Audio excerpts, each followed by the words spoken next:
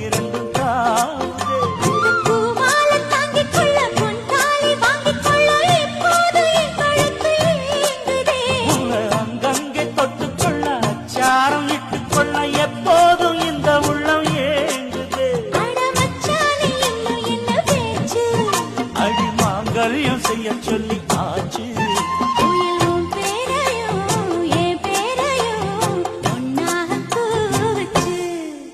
அடி வீணா பொண்ணு